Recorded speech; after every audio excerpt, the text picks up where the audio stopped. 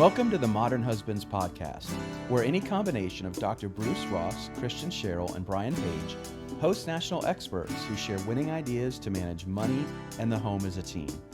I'm Brian Page, founder of Modern Husbands. Sometimes our listeners want more support than a podcast can give, individual or couple support, which I now provide.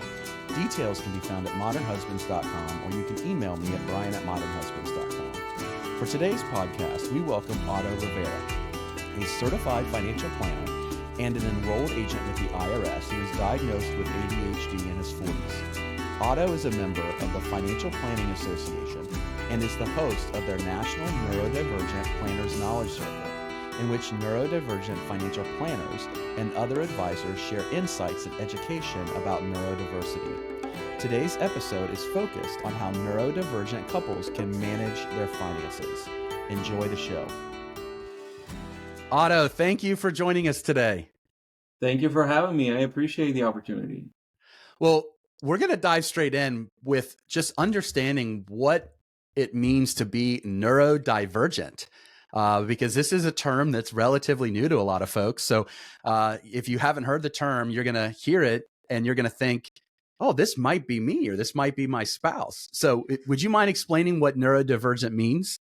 Sure, absolutely. So in simple words, like I am neurodivergent. So people that are neurodivergent usually think, function, and see the world and interact with the world in a different way that neurotypical people, which are most people are neurotypical. There's a cognitive aspect to seeing the world, how you act, how you perform, right? For neurodivergent individuals, we see the world in different ways. And it's usually not the typical way or not the conventional way. People who are neurodivergent usually include people who have ADHD like me, attention deficit and hyperactive disorder, or maybe autism. There's other conditions like dyslexia, dysgraphia. Basically, these cognitive differences make the way our brain works or is wired just makes us see the world differently and interact with it differently, and that does pose some challenges because this world is made, and the economics of this world is usually made for people who are neurotypical. So that presents an additional challenge to neurodivergent individuals like me when we interact with the economic world. So can you share with our audience why you became passionate about helping neurodivergent folks with money management and financial planning? Sure. So as I mentioned, I'm ADHD. I got diagnosed 4 years ago, but I always knew I had it. I was a very distracted kid and youth and struggled with a lot of things throughout my life. And I finally got diagnosed 4 years ago. My wife told me, hey, why don't you go to the doctor and just get diagnosed and see, or at least test it and see if you really have it. And what happened is that after the diagnosis, it gave me a lot of clarity of who I was and what I needed to do to have the best life I could, and be more intentional about, working with it and reframing it in a way that would help me. And I've had, since my diagnosis, such a great personal growth in my relationships, in my marriage, and also in my job. And because I had this process of self-discovery, right, that I'm still going through, I just started to become more involved with the neurodivergent community and trying to help others, with their struggles and their challenges. I form part of a Neurodivergent Planners Circle at the Financial Planning Association. I host some of the calls for education, and that's a way of me involving myself with the community and helping everyone to understand how we that are neurodivergent, how we work, how can we be service in a way that will fulfill us and help us, and also how do we use our neurodiversity to help out others. So can you explain how neurodivergence can affect an individual's ability to manage their personal finances? Yeah, sure, absolutely. So ADHD, and let me just use ADHD as a platform for this conversation. Yeah. When you are when you have ADHD, you are naturally inclined for short-term incentives and rewards, meaning that you think about the future, but you see it as pretty distant. So this can manifest itself by just prioritizing short-term goals, like, let me spend all the money I have, impulsive buying, trouble tracking expenses, tracking payments, budgeting, because we see the future, but because we do not perceive time as neurotypical folks do, we see it as this very far period in the future. Then we have more incentives of spending our money now and saving less for the future. So that's one way it affects it, and basically, because we have problems with verbal and nonverbal working memory, tracking things, making lists, following up with financial decisions or initiating job tasks is really challenging for us.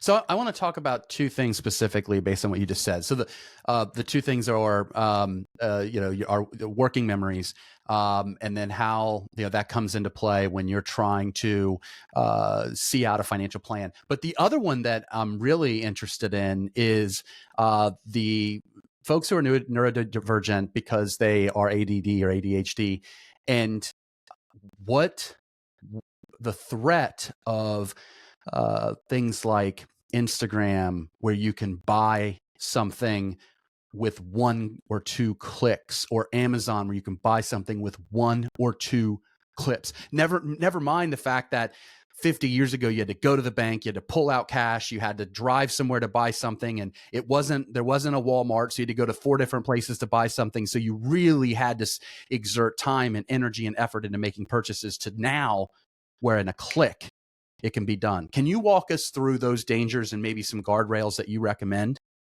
Sure, absolutely. So, I would say in my own words, we folks that have ADHD, we are streamlined for incorrect and inaccurate decisions. I wouldn't characterize them as bad necessarily, right? I can say, yeah, we're streamlined for bad decisions, but let's say incorrect decisions or Okay. inaccurate decisions, right? Because we are wired for short term incentives. When we scroll and we see something that we like, we may be tempted to buy it right there, even though we don't have the funds or the funds are set for another financial responsibility. So it is a temptation, and technology just warps that, right? And makes it Mm-hmm. even much more of a threat. So there is a lot of people with that have ADHD that have problems spending money, right? They just don't think about, okay, this was the budget for this week. I need to hold, myself to it. They will just go ahead and make the purchase. So we have to be careful about it. So because we are streamlined for inaccurate or incorrect decision making, and then the other side of the coin is that in order for us to make good decisions or take actions that are actually going to help us in the long term, it is the opposite. It is not streamlined. It is this huge mountain in front of us that we need to climb to initiate hard tasks, like, for Yeah. example, doing my taxes, opening an investment account, um, selecting the correct allocation for my 401k plan. Things that do take a lot of steps, or maybe to have some knowledge, or are complicated in some way, are very challenging for us. That's why we need to work either with someone, or we need to establish some kind of system that works for us, so we can make efficient decisions on those things. I when I'm thinking about like just my own at times impulsive behavior, I'm not neurodivergent. At least I don't think so. But it I actually, I'm a tightwad. I typically don't like to spend money, but there's some exceptions. So I'm a huge fan of National Lampoon's Christmas Vacation. Like I'll watch it 50 times from November 1 when my Christmas tree is going to go up until, the conclusion of Christmas. So when I see anything that has to do with National Lampoon's Vacation being sold to me, the t-shirts and everything, it's really tough to resist. That and pickleball. Do you play pickleball, Otto? No, I Do you play don't. I don't. pickleball But yet? I love National Oh Lampoon's my Christmas gosh. Vacation. I love it. It's I watch it every Christmas season, and I know all the lines. for I know it. National Lampoon's Christmas Vacation. I love, oh, Yes, that's good to love hear. it. I I knew you were a love that great movie. man. It's funny, right? It's a classic. Yeah. Okay. So I'm sure our listeners don't want to hear us talk about National Lampoon's too much, at least not yet. All right. So what do you think are, so I'll back up here for a neurodivergent individual, like looking to start managing their finances. What are the initial steps that you would recommend? Okay, initial steps. So you need to Yeah. look at, and let me say this, right? So for people that are neurodivergent, their challenges are different, right? There's some patterns, right? But not all neurodivergent individuals or people with ADHD have spending problems. Some actually are pretty good saving money. Maybe they're the opposite. Maybe they're saving all this money and not taking care of other things in their lives, right? So it Ah, manifests itself differently, and because we're okay. all different people, and we're complicated individuals. We have, the way that we were raised, the way that we're, the culture that we come from. So there's additional layers to who we are. It's not that neurodiversity defines everything that we are, right? But to start, I would say, budgeting is the quite essential starting point, right? How you're managing your income, the money that you get from your job or from your business or from whatever other source, right? Um, Budgeting can be challenging for a person that is neurodiverse because they just don't see, maybe they don't see the value to it. But the reality is that in this world, you need to pay your bills in time. If not, your credit is going to get affected. You need to pay Right. your rent. If not, you're going to be out on the street. So it all starts with budgeting your money. Take time, right? And if you're married or you have partner, whatever is the case, take time, set some time apart with your significant other, your spouse, and do a budget. Work with that. Divide the money in a way that is meaningful to you. And if it is a little bit harder, then do look for the support of that spouse or another trusted family member or friend and help you with that budget. It all starts with whatever income that you have. So what I'm hearing that is so simple and you would think is intuitive, but it's not always what I hear first is literally just take the time to do it. Schedule the time to take the first step to begin Yes. to manage your money, and you need to have time. And the research is really clear on this, like particularly if you're married, if you are scheduling time ideally every week where you're uninterrupted, it's at a time where emotion is low so cognition can be high, so usually it's the mornings, like a Saturday or Sunday morning, to work through these things, you're going to be more successful. Because if you don't, you lose track of those things. It's interesting that that's also the theme with neurodivergent folks. Listeners have told us that they love the ideas we share on our podcast to manage money in the home as a team, but want more help than one episode can provide. That's why I'm excited to announce On the Same Page Consulting for corporations, couples, and individuals. Visit modernhusbands.com and click Our Services at the top of the page to learn more about how I can help you or your employees manage money in the home as a team. Again, that's modernhusbands.com. Now back to the show. Now, you brought up that spouses can help. What role can spouses play in helping neurodivergent individuals with their financial planning, or seeing Sure. through the budget that they set together? Well, let me just start. Let me just say this really quickly. It is really important that if there's someone in the relationship that is neurodiverse or has ADHD, for example, that they be really open with their spouse about it and say, "Hey, honey, Ah, I have ADHD. It's not that I want to annoy you. It's not that I'm ignoring you. It's not that I want to make your life difficult. I just have these challenges. Be open about it, right? And then, work with your strengths, right? If your spouse, for example, I'm a financial planner and I do all this money management and investment management and financial planning for my clients.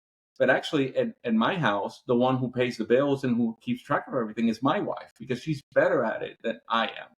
I've gotten Mm. pretty good with it, but that's her strong suit. So use the strong, use whatever strength you have. So a person that has ADHD, right, might not be good for the short-term planning, but for the long-term planning, they actually might have great ideas, right? So Yeah. maybe the neurotypical spouse can concentrate on just keeping track of everything, and then let the neurodivergent person be more involved with the long-term planning and goals, goal setting. I think that's a good way of seeing it. But I think openness in the marriage is really important for that. So here's why I love that advice, because as you know, we talk about managing money and the home as a team, and what you're telling me kind of falls into the research on home management as well, and that is that the tasks that require daily intervention, daily attention, those are the tasks that are better for people like your wife, who are not neurodivergent, who are really good at those types of routines.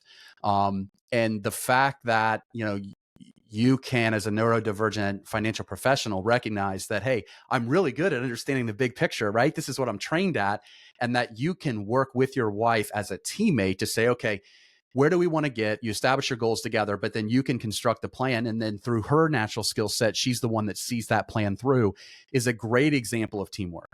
I love that example. And I think that can be applied in numerous circumstances, not just for neurodivergent folks.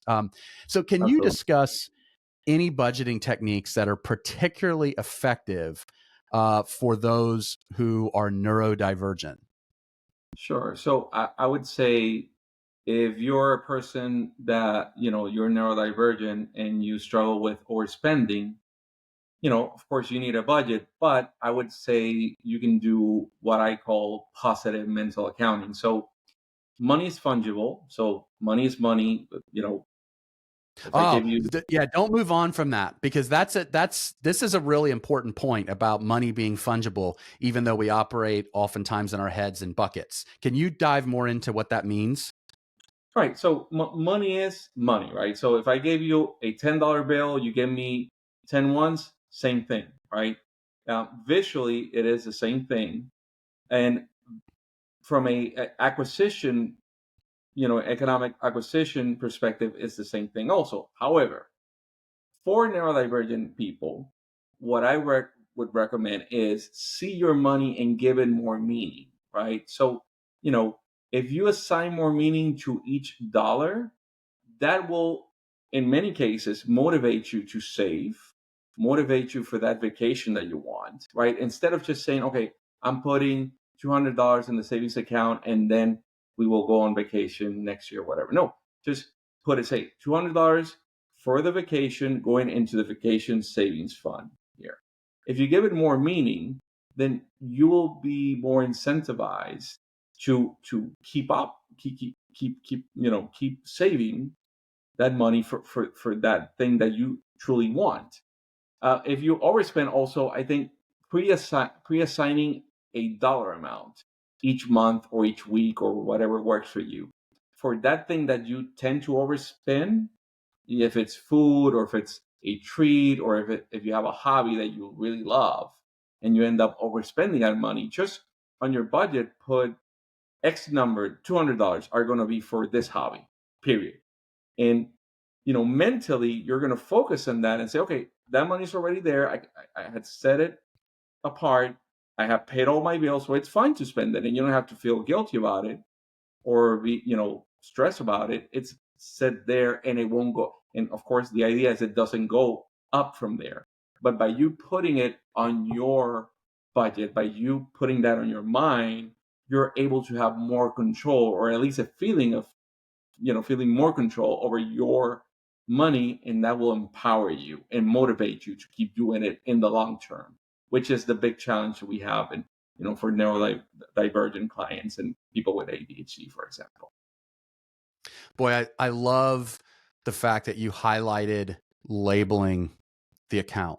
There's so much research out there that just says something as simple as changing the nickname, and you could do this in almost any bank account on your mobile app, changing the nickname of the account to vacation fund, right? Or emergency fund, whatever it may be, that in itself, that connection incentivizes you more to reach your savings goal, particularly if you make it automatic, right? Particularly if you split your deposits. Can you share with folks like the power, particularly for neurodivergent folks, of rather than relying on all of your money going into one account, maybe it's a shared account with your spouse, and then moving money to savings? Why is it more effective to split your deposit? And then what does that mean to split your deposit? Sure. So, if you are a W-2 employee, you work for a company, corporation, whatever, right? If you get paid, and it doesn't matter the rate you get paid or, the frequency, you can set up your direct deposit to deposit into 1, 2, 3, sometimes even more accounts on those. And what you do with that is you just automatically from the root, right? You save the money, you don't see it, it's there, it's being saved. And it doesn't come into, your vision field, right? When it comes to your vision field, right, it imposes a little bit of cognitive load, right? And then you'll have to, you'll have to do, take the action, move the money to savings. But by you doing that directly from the root, right, from the, your employer, then that you don't have to worry about it. So I do recommend a lot of automation if you have a neurodivergent, if you're not neurodivergent, just forget about it. Don't do the cognitive load on yourself. Don't go through the hassle. Just automate all that you can. Just make sure, of course, that you do have money for the things that, for your spending, for your gas, Right. for the things that you are going to need, but automate all the other things and don't bother with them. Just let them build with time. One of the greatest things that has happened economically in the last, 10 years, has been the automatic opt-in and 401k plans. Talk about That that. was done by Richard, and that was recommended by Richard Thaler, the Yep. economist at Chicago, right? Yep. Behavioral economist.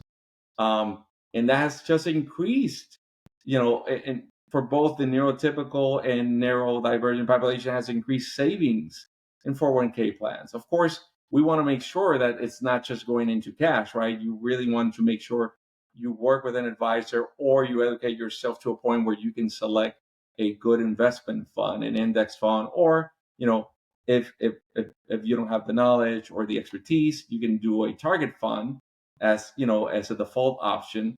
Not that I love target funds. I think, you can probably get something that is more efficient for your situation. But instead Agreed. of having it on a money market fund earning just a little bit of interest, you can have it on a target fund and have it invested and just forget about it, right? So the more automation you can add in your life, the better, I would say. And what you're sharing really speaks to the very first piece of advice you gave, and that's making time, because really the time that it takes to set up a split deposit, meaning you have to get your routing number and your account number, and you've got to fill out paperwork. It's usually one page, not a lot. It takes about 5 minutes, and then you got to get it to your HR person, right? Once you do that, that's your only work. It's done. It's automatically your money's going into a checking and then to a savings. And if people just make the time to do that, which not everybody does, as you were sharing in the opt-in, opt-out investment scenario, which we'll get to in a second. But when people make the time to do that, we know from research that they are clearly more likely to reach their savings goals. It's not even close. And I love the fact that you brought up that employers are now creating a system where as soon as you begin working, you've already, you have to opt out of investing for retirement. So you don't have to do anything. What that means is once you get your first paycheck, you're going to look at it and see, oh, I'm investing for retirement. And the data is clear. I want to say 91% of employers who provide that service, of all the employers who provide that service, 91% of the employees are actually investing for retirement. That's according to Vanguard. And the reason that that's so effective is you don't have to do anything. And that speaks to the fact that you have to make the time to do it, because you might have an employer who doesn't do that. And we get lost in all the paperwork when we first start working. I don't know what it's like for you, but I've had really 2 different jobs where I've had to fill out all kinds of paperwork, and it takes like 4 hours, and it just gets lost in all that paperwork. So we really love to conclude our podcast with like one simple piece of actionable advice that you want to leave our listeners with on this topic. And what do you say to that? Sure. Well, okay. I got like 3 things on my mind. Let me say. No, you all 3 then. Oh, okay. Following up on what we're just talking about, it's benefits open enrollment season now. Now it's we're recording this in October, so benefits open enrollment is now. Be proactive with your benefits. Your employer is going to send you the information. Take the time to read over your benefits, see if you need additional life insurance, if you can contribute more to your 401k plan, if there's any other benefits that you're not taking advantage of your employer. Do it.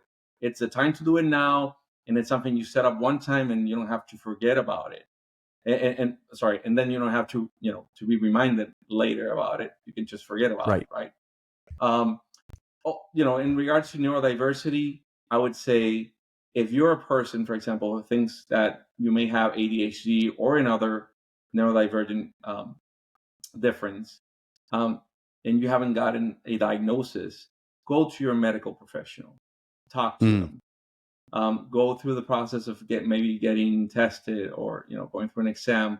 That will give you a lot of clarity. If you are neurodivergent, it will give you a lot of clarity, and it will help you be more intentional about your life and improve your life in many, many ways, like it has been for me. And last, I would say, for couples, if there is neurodivergent, if there's a neurodivergent spouse, be open with your spouse about your condition, about your challenges. Be open about, I'm just not trying to annoy you all the time, honey. I just have these challenges. But do be intentional about addressing those, right? Because it's not an excuse to, for many things. You'll still have your challenges. I still have mine. I still drive my wife crazy sometimes. But I am more intentional today than what I was 4 years ago about making sure I'm doing my part, eating as healthy as possible, exercising, following my medical protocol with my condition, with my ADHD difference. And that's what I invite couples to do. Just be open about it and talk about it. And I think that will solve a lot of problems and avoid a lot of, fights, let's say, or, just conflict. So yeah, I would say that those 3 things. This was a wonderful conversation, insightful. Thank you for joining us, Otto. Oh, thank you for having me.